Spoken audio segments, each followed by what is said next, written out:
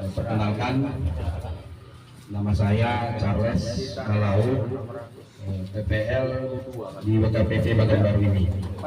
Jadi saya dari WPP Tanjung Tiram ingin melakukan sosialisasi pertemuan terkait yang sudah judul yang sudah tercantum di dalam surat undangan tentang pemanfaatan pupuk kandang sapi. Yang pertama saya hormati Bapak staf PT Bapak Ramses yang telah hadir di tempat ini. Yang itu juga yang saya hormati Bapak Eko Kurniawan SPT yang sebagai koordinator Balai Penyuluh Pertanian Kabupaten Tanjung Tiram yang telah hadir. Kemudian saya hormati Bu Sania SST yang merupakan sebagai supervisor di Balai Penyuluh Pertanian Kecamatan Tanjung Tiram yang telah hadir pada pagi hari ini. Terima kasih Bu. Begitu juga teman-teman rekan-rekan penyuluh, teman-teman saya yang telah hadir pada pagi hari ini untuk dapat bersama-sama mendampingi saya di dalam sosialisasi pertemuan ini. Kemudian yang juga saya hormati dan saya kasih ada Bapak Ibu kelompok tani Desa Baganbaru yang telah menghadiri undangan pada pagi hari ini untuk melaksanakan kegiatan sosialisasi tentang kompos pupuk kandang sapi, dan nanti kita akan mendemonstrasikan pembuatan pupuk kandang sapi ini.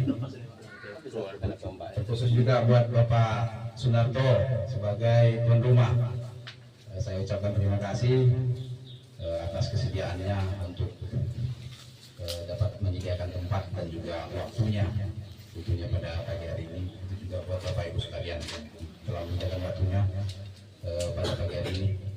Pertama, peternakan sapi yang peternakan sapi yang ada di Baganbaru, di mana pemanfaatan kotoran sapi itu belum optimal. Yang kedua, penggunaan pupuk kandang belum optimal. Artinya kotoran sapi yang belum dapat dimanfaatkan sehingga kita tidak bisa membuat pupuk kandang sapi secara optimal. Mungkin saja Bapak Ibu selama ini ada yang pernah untuk melakukan ini, tapi nanti kita diskusikan lagi supaya bisa nanti kita mengajak sebenarnya ini Bapak Ibu untuk memanfaatkan kotoran sapi ini sebagai pupuk bagi tanaman kita. Kemudian kedua itu penggunaan pupuk kimia.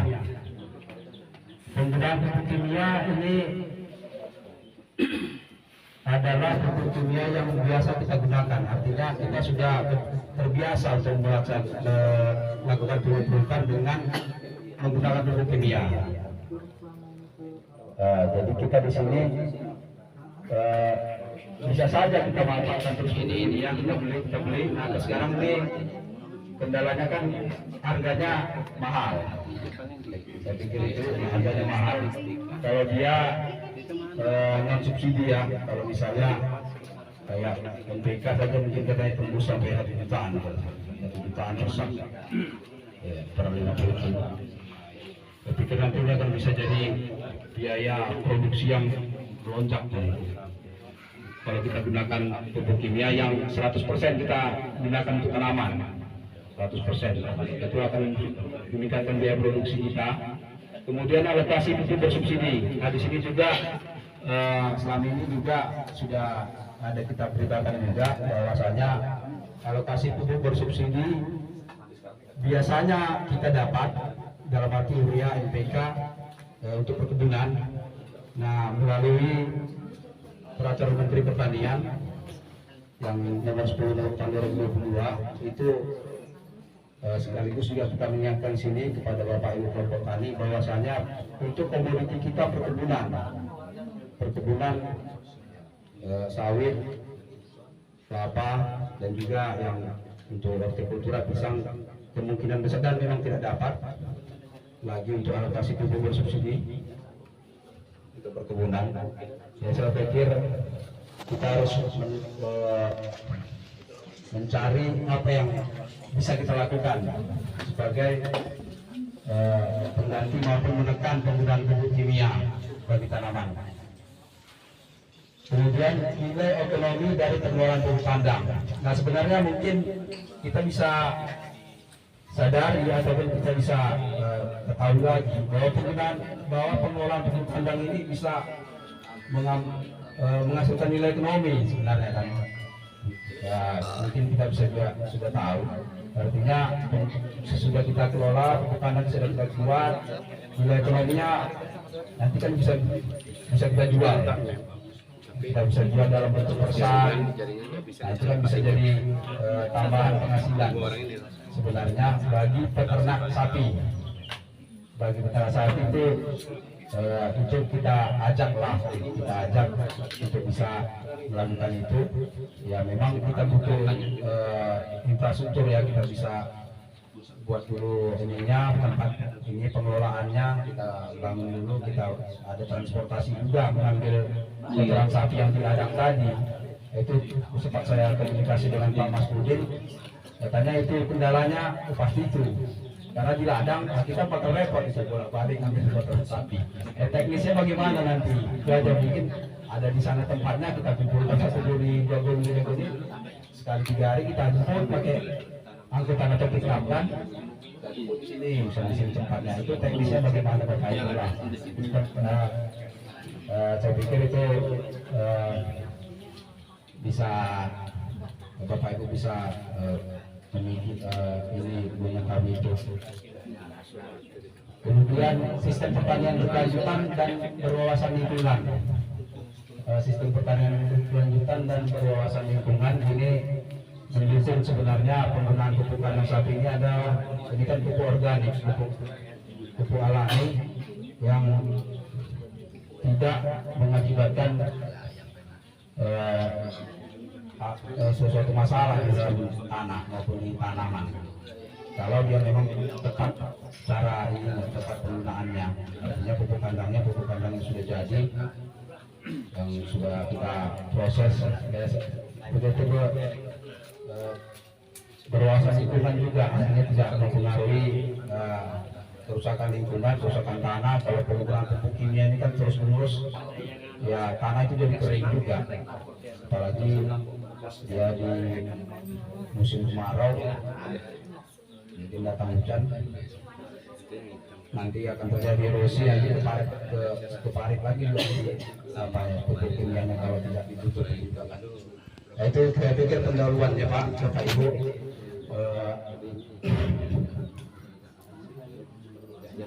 Nah, setelah pendahuluannya ya mungkin kita ini mengetahui dulu sekilas ya Bapak Ibu ya, mengetahui sekilas saja apa kandungan dari pupuk kandang sapi ini sebenarnya. Mohon maaf Bapak Ibu bisa nampak ya sebenarnya ya, nampak ya. Kemudian apa kandungannya ini potensi Pak ya, artinya potensi kisaran, karena kalau kita mengetahui kandungannya kita harus teliti dulu di laboratorium ataupun pengujian lainnya untuk mengetahui kadarnya sebenarnya. Ini potensi saja Bapak Ibu, rata-rata unsur hara yang terkandung di dalam kotoran sapi, pupuk kandang sapi, itu nitrogen ada 0,4 sampai 1,0% kandungan nitrogen. Nitrogen itu dalam bentuk nitrat ya Pak. Kemudian fosfor itu P-nya P25 itu kandungannya 0,2 sampai 0,5%. Kalium 0,1% sampai 1,5%. Kadar air pupuk kandang sapi ini tinggi Bapak. Jadi penggunaan pupuk kandang sapi ini terutama di musim kemarau saya pikir ada sangat berguna ya, karena ini kadarnya tinggi. Jadi kemungkinan kalau pengaruh kemarau bisa dia tidak terlalu kering tanah itu kalau kita gunakan pupuk kotoran sapi karena kadar air tinggi. Kemudian kalsium ada di angka 1,04%. Kalsium ini bisa juga nanti untuk menambah ini Pak ya, kalau tanah asam kalsium ini berperan ini untuk menaikkan kadar asam tanah, juga magnesium juga itu 0,3%, mangan Mn itu 179 ppm, Zn 70,5 ppm. Artinya ppm ini kalau kayak Zn 75,5 ppm itu 70,5 mg per 1 kilo pupuk kandang sapi yang ada. Jadi nilainya 70,5 mg.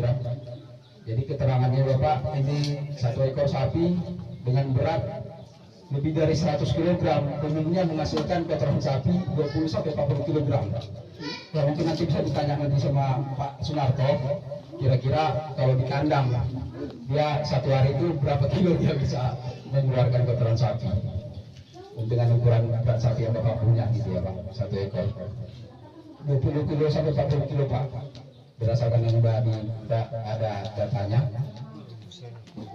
Jadi kalau 40 kilo kan lumayan satu hari Pak, bisa kumpul kita bisa pupuk kandang sapi. Jadi kemudian ini tadi Pak, kandungan unsur hara dalam kotoran sapi ini bervariasi tergantung keadaan tingkat produksinya, jenisnya, jumlah konsumsi pakan, serta diperhitungkan sendiri. Jadi makanannya tergantung juga untuk menghasilkan berapa jumlah kotoran sapinya.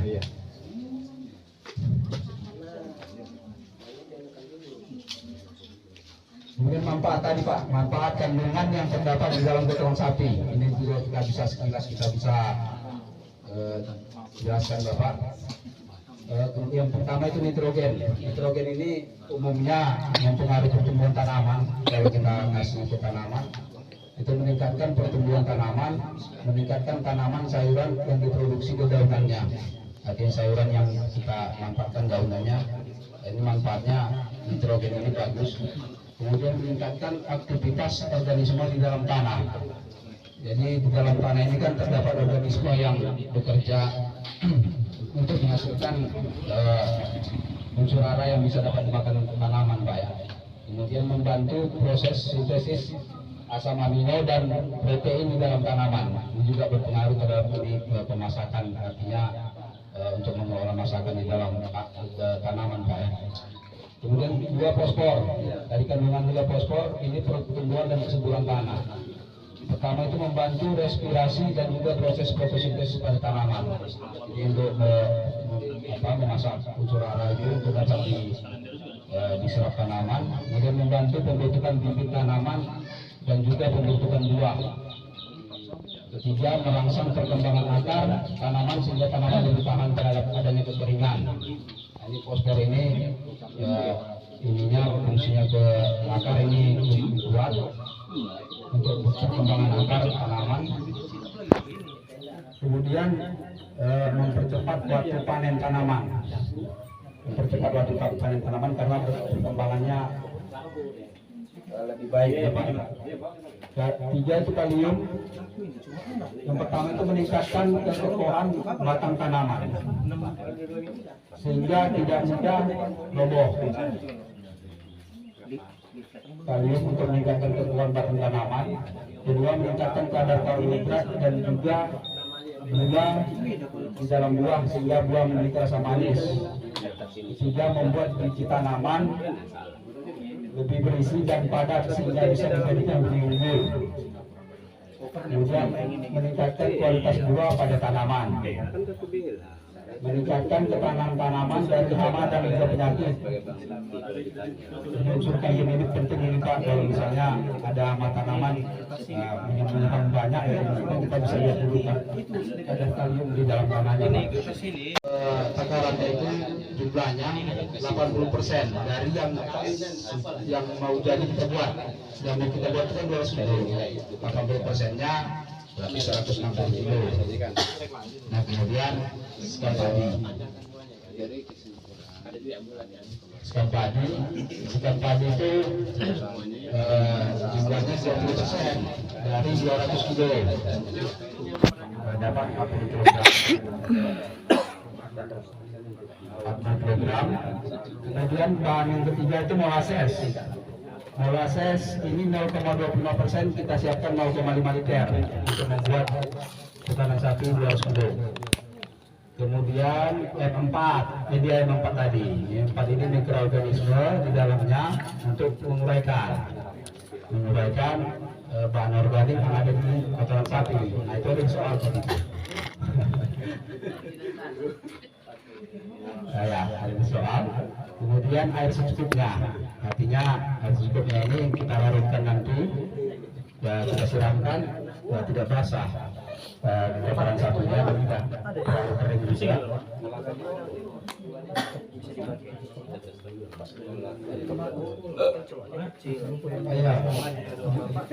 Tadi ada saya dengar molasses Pak ya.